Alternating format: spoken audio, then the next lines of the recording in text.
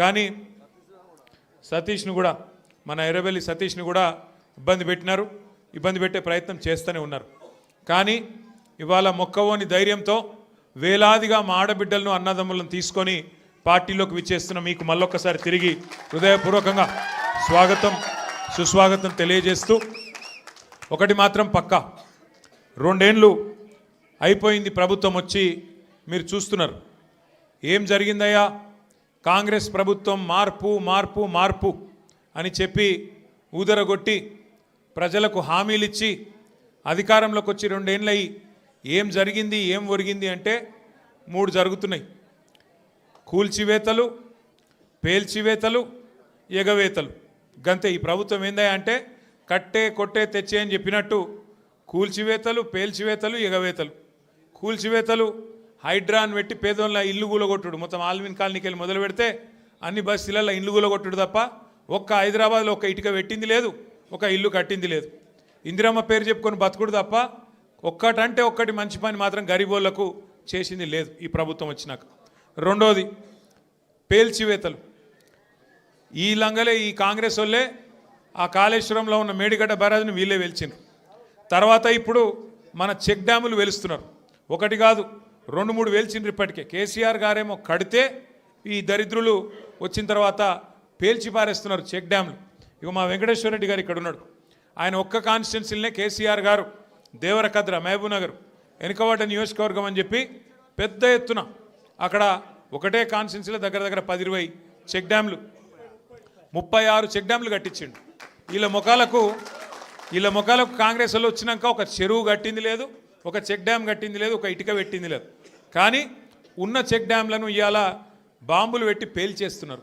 ఎందుకంటే కాంగ్రెస్ వాళ్ళకు ఇసుక తోడుకొని కష్టమవుతుందంట, ఇసుక తోడుకొని దొంగతనంగా అమ్ముకునేందుకు కష్టమవుతుందంట.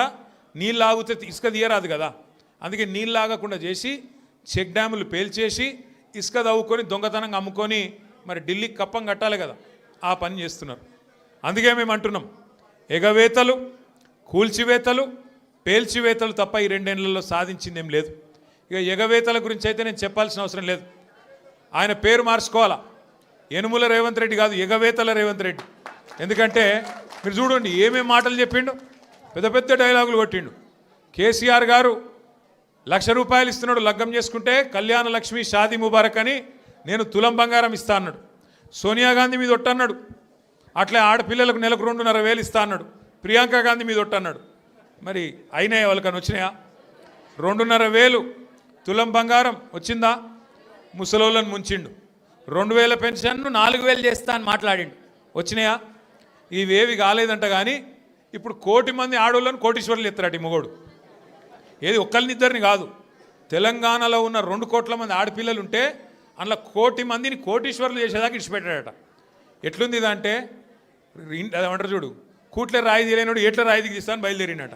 నెలకు 2,500 ఇయనికి ముఖం లేదు, కానీ నేను మొత్తం 1 కోటి మంది ఆడపిల్లల్ని కోటీశ్వర్లను చేస్తా అంటుండు. 1 కోటి మందిని కోటీశ్వర్లు చేయాలంటే నాకు కొద్దిగా లెక్కలు చక్కగా రావు. 1 కోటి మందిని కోటీశ్వర్లు చేయాలంటే ఎన్ని కోట్లు కావాలి తల్లి? 1 కోటి కావాలి. మరి మన బడ్జెట్ ఎంత? 3 లక్షల కోట్లు. ఎన్ని రోజులు కావాలి మరి? మీరు నేను బతుకుంటామా 1 కోటి మంది కోటీశ్వర్లు కావాలంటే?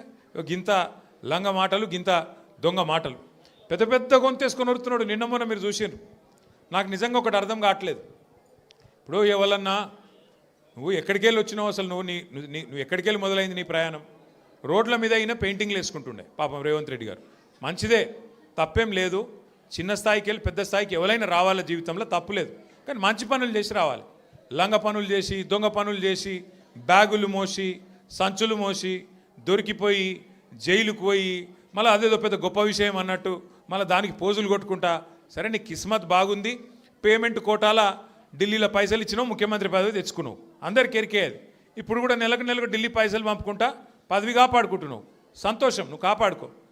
కానీ ఆ పదవిలోకి వచ్చినోనికి సంతోషం ఉండాలి, కానీ ఏడిపోయిందిరా నాయన. రోజు మీరు చూడు, టీవీ పెడితే చాలు తిట్ల పురాణం తప్ప ఏముండదు. మీరు గట్టిగా అడిగిర్రు అనుకో, ఏమాయిరా బాయ్ 2,500 ఏడు ఉన్నాయని చెప్పి మీరు అడిగిరాక ఆడపిల్లలు పోయి మీ గుడ్లు వీకి గోటీలు ఆడుతా అంటాడు. వీడెక్కడ ముఖ్యమంత్రి? ముసలోళ్ళు పోయి ఏమాయిరా బాయ్ మరి 2,000 పెన్షన్ 4,000 ఎత్తానో, 100 రోజులు అంటే నరక్తివి ఏడవన్నావు తమ్మి అంటే నీ పేగులు తీసి మెడలు వేసుకుంటా అంటాడు. అట్లాగే మన విద్యార్థులు పోయి ఏమయ్యా మరి 2 లక్షల ఉద్యోగాలు అన్నావు, ఏం సంగతి అంటే నీ లాగుల తొండలు ఇడిచి పెడతా. వీడేం ముఖ్యమంత్రి, వీందేం భాష, నాకు అర్థమే కాదు. అరే 2 ఏళ్ళకి వెళ్ళి ఏం చేసినవారు అయ్యా నువ్వు అంటే, లాగుల తొండలు ఇడుస్తా, మెడల బేగులేసుకుంటా, గుడ్లు వీకి గోటీలాడతా, నీ అమ్మ నీ అయ్యా గీదా భాష. మాకు రాదా భాష? మాట్లాడమంటావా? హైదరాబాద్లో పెరిగినోని నేను. మాట్లాడమంటే ఉర్దూలా, హిందీలా, తెలుగులా, ఇంగ్లీష్లా పొల్లు పొల్లు తిట్టే తెలివి నాకు కూడా ఉంది. మాకు కూడా వస్తుంది భాష. హైదరాబాద్ గల్లీలలో పెరిగిన నేను. నువ్వేడో ఊరికెళ్ళి వచ్చినావు, సరే రా పర్వాలేదు, నీ అదృష్టం బాగుంది, ముఖ్యమంత్రి అయినావు, చేయి. రోజు ఏడుచుడు ఎందుకు? మేము ప్రతిపక్షంలో ఉన్నాం, నువ్వు అధికారంలో ఉన్నావు. ఇక అంటారు చూడదు సామెత, కనకపు సింహాసనం మీద శునకం కూర్చోబెట్టినట్టు నిన్ను ఆడ కూర్చోబెట్టిన పాపానికి రోజు అరసుడే. రోజు అరిసి అరిసి అరిసి. నిన్న మొన్న కొడంగల్లో చూసిన. కొడంగల్లో ఆయన సర్పంచులు గెలిపించుకున్నాడంట. గెలిపించుకుంటే సంతోషంగా బువ్వ పెట్టాలి, 4 మంచి మాటలు చెప్పాలి, ఇక రాష్ట్రంలో ఉన్న పల్లెలకు ఫలానా చేస్తా, నేను ముఖ్యమంత్రి అని చెప్పాలి. రోజు అరుసుడు. నాకైతే డౌట్ వస్తున్నది, ఎంత ఒరులుతున్నాడు, ఎంత అరుస్తున్నాడు అంటే, ఆ గీతమ్మ ఉన్నది ఆయన భార్య, ఆమె చెప్తున్నా నేను తల్లి గీతమ్మ జల్దీ కట్టే, లేకపోతే ఆయన ఎవరైనా కరిసినా కరుస్తాడు వీడు. ఎందుకంటే ఇప్పుడు రోజు అరిసి అరిసి అరిసి పిచ్చిలేసిపోయేటట్టున్నది, కరిసేటట్టు తయారైంది రోజు రోజుకు. నేనేమంటున్నా అంటే, ఏనుగు పోతుంటే మస్తు జంతువులు మొరుగుతుంటాయి, నక్కలు కుక్కలు. మనం పెద్ద పట్టించుకునే అవసరం లేదు. మనం ఒకటే, కేసీఆర్ లాంటి ఏనుగు ఆయన ఎంత స్థాయి మనుషులు నేను మీకు చెప్పాల్సిన అవసరం లేదు. ఇవాళ ఆయన తిడుతా ఉన్నాడు తెల్లారలేస్తే. ఒకరోజు ఆయన చచ్చిపోవాలని కోరుకుంటాడు, ఇంకో రోజు ఆయన కాలు ఇరిగింది అంటాడు, ఇంకో రోజు ఇంకేదో అంటాడు. అరే అయ్యా నువ్వు ముఖ్యమంత్రివి, చెయ్యి, నువ్వు శపథాలు చేస్తున్నావు కదా, కేసీఆర్ను మళ్ళీ లేకుండా చేస్తా, మళ్ళీ రాకుండా చేస్తా అంటున్నావు కదా. నిజంగా నీకు నిజంగానే నీకు సత్తా ఉంటే, నిజంగా నీకు అంత టాలెంట్ ఉంటే చెయ్యి శపథం. 1 కోటి మంది ఆడపిల్లలకు రేపటి నుంచే నెలకు 2,500 రూపాయలు ఇస్తాను, జనవరి 1 నుంచి శపథం చేయి, నేను చూస్తా. తులం బంగారం నేను జనవరి 1 నుంచి ఇస్తాను చెప్పు, శపథం చేయి. చెప్పు 4,000 పెన్షన్ సంక్రాంతికి వెళ్ళి ఇస్తా, 2 ఏళ్ళకి వెళ్ళి తప్పించుక తిరిగినా దొంగను నేను, కానీ ఇప్పుడు ఇస్తా సంక్రాంతికి వెళ్ళని చెప్పు దమ్ముంటే. గా శపథాలు చేయి. వీటితో ఏమవుతుంది? నీ ఉపన్యాసాలు, ఊకదంపు డైలాగులు ఏమొచ్చేది ఉన్నది వాటితోని? నోటి తీట తిరుగుతుంది తప్ప ఏం రాదు. మాకు రాదా తిట్టనికి? మాకు కూడా వస్తుంది, కానీ నీకు కాదు. నీ కుర్చీకి గౌరవం ఇచ్చి ఊకుంటున్నాం. కానీ ఒకటి మాత్రం నేను పక్కా చెప్తున్నా, దయచేసి మిమ్మల్ని అందరినీ కూడా కోరుతున్నా, మీరు మాత్రం హైదరాబాద్ జనాలకు మీకు పాదాభివందనం చేసినా, నేను ఏం చేసినా కూడా తక్కువనే నేను. ఎందుకంటే మామూలు విషయం కాదు. హైదరాబాద్ చరిత్రలో ఎన్నడూ వరుసగా 2 సార్లు, ఒకసారి కాదు, కార్పొరేషన్ ఎన్నికల్లో ఎవ్వలతో సంబంధం లేకుండా డైరెక్ట్గా టీఆర్ఎస్ పార్టీని, బీఆర్ఎస్ పార్టీని మీరు గుండెల్లో పెట్టుకొని గెలిపించి మమ్మల్ని మళ్ళీ కార్పొరేషన్ 2సారి కూడా మా చేతిలో పెట్టింది.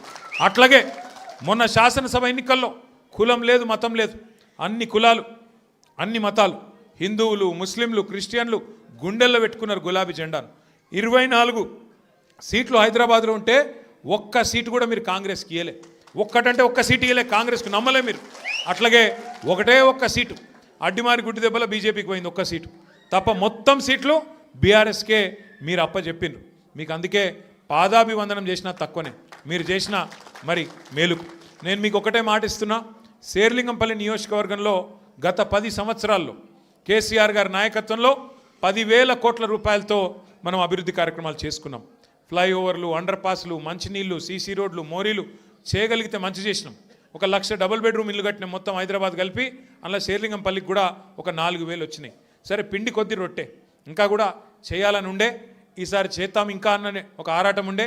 కానీ ఇవాళ కాంగ్రెస్కి అధికారం వచ్చింది, ఊర్లలో ఉండే ప్రజలు వీళ్ళు చూపెట్టిన ఆశలకు మోసపోయి వాళ్ళకు ఓట్లేసిండ్రు. ఓట్లేసిన వాళ్ళే ఇవాళ బాధపడి సర్పంచ్ ఎన్నికలు వస్తే మళ్ళా మంచిగా కాంగ్రెస్కు బుద్ధి చెప్పి 40% దాకా సర్పంచులు మనోళ్ళని గెలిపించినారు. రేపు నిజంగా మార్పు అంటే ఒక ఇది మార్పుకు సంకేతం. నిజమైన మార్పు ఊర్లలో స్టార్ట్ అయింది. హైదరాబాద్లో కూడా చాలా అవుతుంది, ఎందుకంటే చూస్తున్నారు అందరూ నిజంగా వీళ్ళతో ఏమైనా అవుతుందా, ఏమైనా చేస్తారా అని. ఒక్కసారి మీరు ఆలోచన చేయండి, ఎట్లున్నది ప్రభుత్వం. ఇవాళ రెవెన్యూ మంత్రి కొడుకేమో గుండగాళ్ళని వేసుకపోయి ఇవాళ భూముల మీద పడ్డాడు, భూములలో పడి కబ్జాలు చేస్తున్నాడు. ఆయన మీద పాపం ఒక ఆయన ఎస్ఐ గారు, ఎస్ఐఓ సిఐఓ, ఆయన ఇన్స్పెక్టర్, ఆయన హబీబుల్లా ఖాన్, ఆయన పేరు హబీబుల్లా ఖాన్ అని చెప్పి నిజాయితీ గల పోలీస్ ఆఫీసరు రెవెన్యూ మంత్రి కొడుకు దౌర్జన్యం చేస్తుంటే, భూముల కబ్జా చేస్తుంటే ఆయన మీద కేసు పెట్టిండు. కేసు పెడితే ఇప్పుడు ఆ పోలీస్ ఆయన తీసుకుపోయి ఎక్కడనో లూప్ లైన్లో వారేసిండ్రు. హబీబుల్లా ఖాన్కు ఇవాళ నిజాయితీగా పనిచేసినందుకు నజరానా ఇచ్చిండ్రు. ఏం నజరానా ఇచ్చిండ్రు? తీసుకుపోయి ట్రాన్స్ఫర్ చేసి ఎక్కడనో ఊరవతల వారేసినారు. అట్లే ఇంకో మంత్రి బిడ్డ చెప్తున్నది తుపాకీ పెట్టినట పారిశ్రామికవేత్తలకు తలకు. ముఖ్యమంత్రి గారి ఇంటెనక గెస్ట్ హౌస్లో తుపాకీ తలకు పెట్టి పైసలు వసూలు చేస్తున్నారు. ఇక ఇట్లా తయారైంది. ఇక మీ ఎమ్మెల్యే ఉన్నాడు, పేరేమో గాంధీ, చేసే పనులని గాడిసే పనులు, ఒక్కటి సక్కడి పని లేదు. 11 ఎకరాలు కబ్జా పెట్టిండు కుత్బుల్లాపూర్లో. 11 ఎకరాలు కబ్జా పెట్టిండు. మొన్న మనోళ్ళందరూ పోయినరు కబ్జా పెట్టి. ఇప్పుడు ఆ కబ్జా పెట్టిన భూమి కోసం మీరు గెలిపిస్తే బీఆర్ఎస్ పార్టీలా అందులో పోయి చొరవడ్డాడు. ఎంత గలీజ్ అంటే పరిస్థితి. వీళ్ళ పరిస్థితి ఎట్లా తయారైందంటే ఎమ్మెల్యేలది మన పార్టీలోకి వెళ్ళిపోయి ఆ పార్టీలో చేరినోళ్ళది. ఇవాళ వాళ్ళు ఏ పార్టీ చెప్పుకోలేని పరిస్థితులు ఉన్నారు. ఏమాయరాబాయి నువ్వు కాంగ్రెస్ పార్టీ బీఆర్ఎస్ పార్టీ అంటే ఎమ్మెల్యేలు స్పీకర్ గారికేమో మేము బీఆర్ఎస్ పార్టీ అని ఉత్తరం రాస్తున్నారు, బయటనేమో కాంగ్రెస్ కండువాలు వేసుకొని తిరుగుతున్నారు. ఇక స్పీకర్ గారేమో కళ్ళుండి చూడలేని ధృతరాష్ట్రుడు అయిపోయింది పాపం. ఆయన కనబడతలేదంట. గాంధీ కాంగ్రెస్లో తిరిగేది మీ అందరికీ తెలుసు గల్లీలలో, అని స్పీకర్కు తెలుస్తలేదంట. గాంధీ మంచోడు, చాలా మంచోడు, ఆయన బీఆర్ఎస్